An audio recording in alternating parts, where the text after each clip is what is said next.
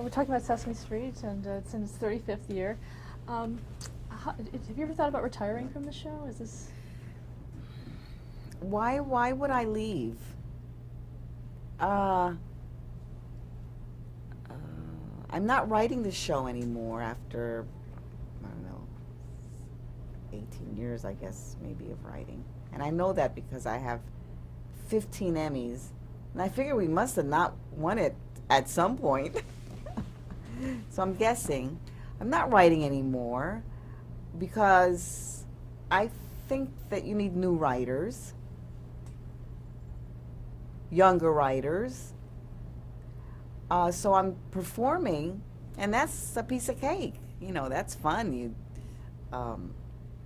just come in and fool around with your pals, and there's no reason to leave. In the beginning, when I first started, my agent would send me up on other sitcoms, and it was the Norman Lear days where there were starting to be a lot of more people of color in sitcoms and everything. But I felt that you were just being, I don't know. To leave Sesame Street to do a sitcom just didn't make any sense to me.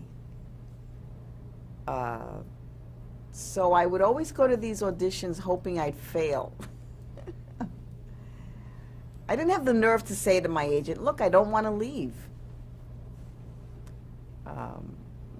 But now I don't see, it would be like leaving before dessert or something. How important is it for you to continue working? Working in general? Performing. Performing. Oh, it's very important to me. I love to be on stage. And I have been doing some more stage work recently, since Godspell many years ago. I just think that when you're on stage, you're untouchable. You have all the power. You can do anything you want. I love that. What advice would you give to a performer just starting out in television? Oh, I think that I would tell them, I would say, understand that people hire you so that you can solve their problems. They don't hire you so you could create some problems. So if you want to be a writer, look at the show that you want to write for and know the characters and do that. Some people have go into this organization, for example, and they say, I'm going to make my mark on Sesame Street by trying to change it. Well, that doesn't make any sense to me, as opposed to, I want to know what you people are doing, and I want to see how I can contribute to that or put input into that. I think that's the advice I would give. How do you think your character has influenced television today? Oh, well, you flatter me if you ask me, because you're assuming that my character has influenced television. I actually don't know that I have influenced television. I think I've influenced, television in general. I still don't see comedic Hispanic women on television, other than the maids. The auditions that I go up for are still the maids. I never go up for the soccer mom next door.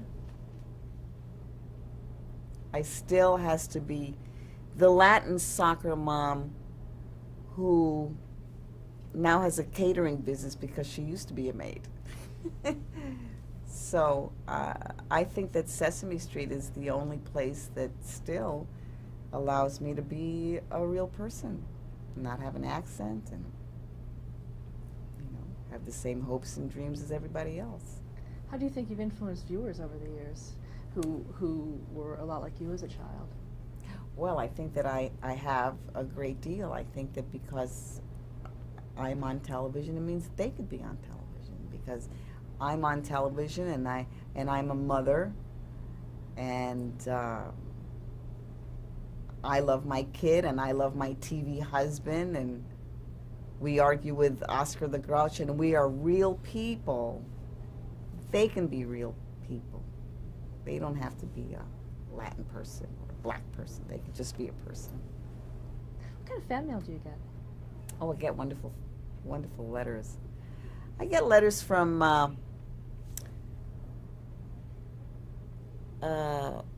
mothers who watch the show and now have their own kids. I get letters from people in the service, people in the Army. They want pictures. I get letters from college students. I get letters from people that are in stressful situations who say, you know, my son is in the war, my son has died, and I flicked on the television, and there you were, and there Sesame Street was, and I felt better. I remembered you. You were there, and you're still there. And I think it's a comfort to people. And that's what the fan letters reflect. Isn't it great? You're still there. And you've written a few books as well. Talk about that. One is called No Dogs Allowed, and there's another one in the making. It's not out yet, and it will be. It's a Simon & Schuster. And it is about my experiences in the South Bronx and going to the beach with my family and everything going wrong and my family making the best of it. Because that's something my family did to a maddening point. I mean, we would go on these caravans when there was 90% chance that the car would break down. And I would say, why are we doing this? And my mother would say, because there's that 10% chance that it won't. How has your family reacted to your stardom? Oh, they're thrilled. They're thrilled, and my mother, not surprised. She always says, I always knew it, I always knew it. But she was the one who would say, there's that 10% that, you know, the cars won't break down, so. What do you think is the legacy of Sesame Street?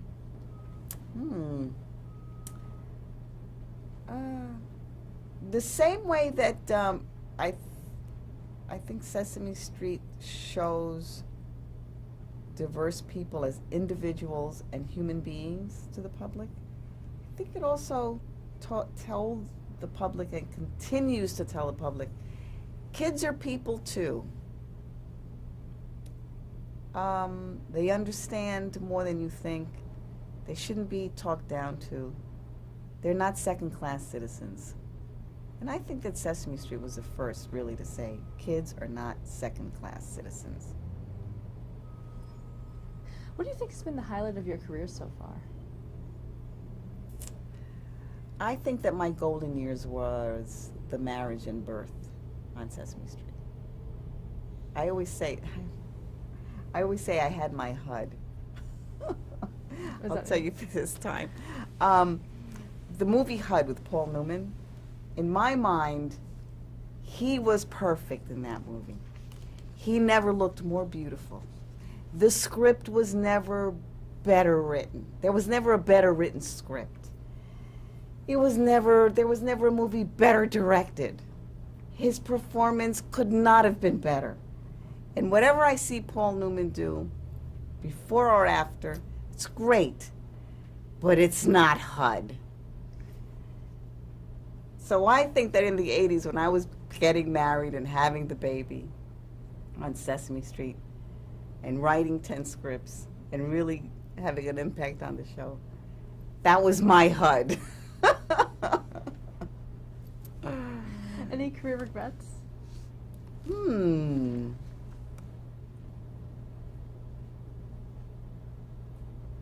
Sure, but I don't think I want to tell you.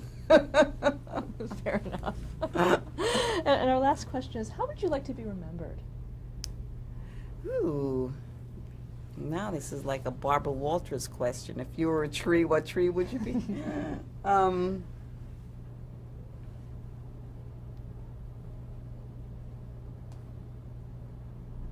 I think as I always think that when I was a kid, there was a lot of chaos going on around me, and I did find a certain comfort in television sometimes, and I hope that I can be remembered as the person who created a moment of safety for a child watching. It's really nice. Well, thank you so much for sharing your story with us. Sure thing.